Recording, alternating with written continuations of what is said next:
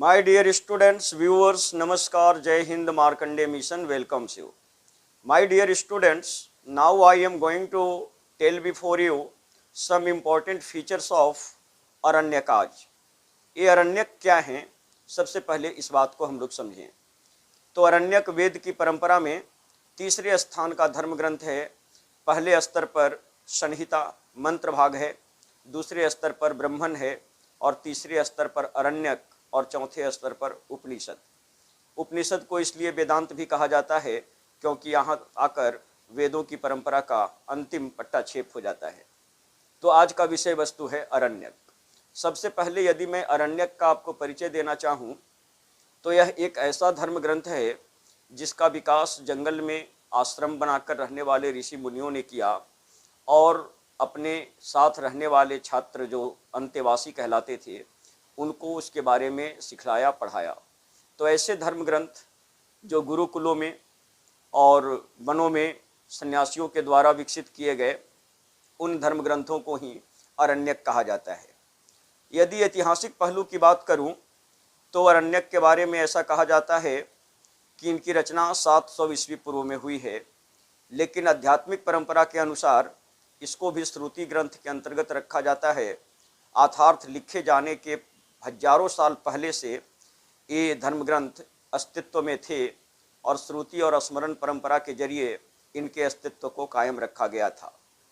दोस्तों, वैदिक परंपरा में जो प्रथम भाग है संहिता और जो अंतिम भाग है वेदांत उपनिषद, उसके बीच में सेतु के रूप में हमने कहा था कि ब्राह्मण ग्रंथ हैं। यहाँ पर मैं आपको स्पष्ट कर दूं कि ब्राह्मण ग्रंथ और उपनिषद के बीच में सेतु का काम करता है अरण्यक। अरण्यक के विषय वस्तु की यदि बात करूं तो इसमें यज्ञों के कर्मकांड का दार्शनिक पहलू स्पष्ट किया गया है। यज्ञ का प्रतीकात्मक अर्थ बताया गया है। अरण्यकों की संख्या के बारे में यदि बात करें तो सैकड़ों अरण्यकों के बारे में जानकारी मिलती है, लेकिन अब भी वर्तमान में 7 प्रमुख अरण्यक उपलब्ध हैं। इन 7 प्रमुख अरण्यकों की चर्चा एकेडमिक और कॉम्पिटिटिव एग्जामिनेशंस में ज़रूरी हो जाता है। यदि आप किसी भी कॉम्पिटिटिव या एकेडमिक एग्जाम्स की तैयारी कर रहे हैं तो आपके लिए जो उपलब्ध 7 अरण्यक हैं उनके बारे में जानना जरूरी हो जाता है। और ये जो अरण्यक हैं वे भी ब्राह्मण ग्रंथों की तरह स्वतंत्र नहीं हैं, इंडिपेंडेंट नहीं हैं, ये किसी न किसी वेद से जुड़े हुए हैं।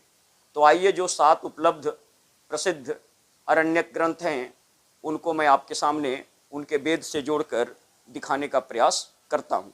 तो वेदों के संहिता वाले भाग में यदि हम बात करें तो वहाँ पर हम लोगों ने देखा था कि सबसे पहले ऋग्वेद था। ऋग्वेद के बाद हमने बात की थी सामवेद की, और सामवेद के बाद बात किया था यजुर्वेद की।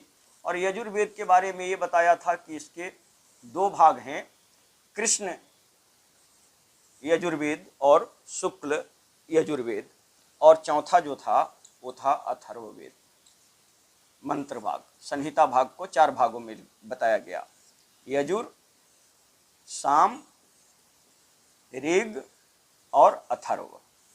यहाँ मैं आपको स्पष्ट कर दूं सबसे पहले कि अथर्ववेद का कोई अरण्यक नहीं है। अथर्ववेद का ब्राह्मण है, जो हमने आपको पिछले लेसन में बताया है कि अथर्ववेद का गोपथ ब्राह्मण है, लेकिन अथर्ववेद का कोई अरण्यक नहीं है। यदि ऋग्वेद की बात करें तो ऋग्वेद के 2 प्रमुख अरण्यक हैं, ऐत्रेय और कौशितकी। ऐत्रेय और कौशितकी, ये 2 प्रमुख अरण्यक हैं ऋग्वेद के। और यदि सामवेद की बात करें तो सामवेद के भी 2 प्रमुख अरण्यक हैं, छंदोग्य और जैमिनीय। छंदोग्य और जैमिनीय, तो ये 2 अरण्यक हैं सामवेद के। और यदि यजुर्वेद की बात करें तो जो तैत्तिरीय ब्राह्मण की हमने बात की थी, वही तैत्तिरीय ब्राह्मण के रूप में अरण्यक भी है और यह तैत्तिरीय अरण्यक जुड़ा हुआ है कृष्ण यजुर्वेद से। तो तैत्तिरीय उपनिषद अरण्यक, तो तैत्तिरीय अरण्यक जुड़ा हुआ है कृष्ण यजुर्वेद से, और शुक्ल यजुर्वेद से जुड़ा हुआ है बृहदारण्यक।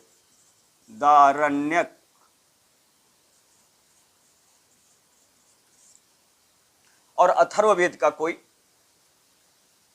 अरण्यक नहीं है। तो अरण्यकों की श्रृंखला में हमने देखा कि ऐत्रेय और कौशितकी, ये दो महत्वपूर्ण अरण्यक ग्रंथ हैं जो ऋग्वेद से जुड़े हुए हैं। छंदोग्य और जैमिनी अरण्यक जो हैं वो सामवेद से जुड़े हुए हैं। तैत्तिरीय जो है वह कृष्ण यजुर्वेद से जुड़ा हुआ है, और बृहदारण्यक अरण्यक जो है वह शुक्ल यजुर्वेद से जुड़ा हुआ है।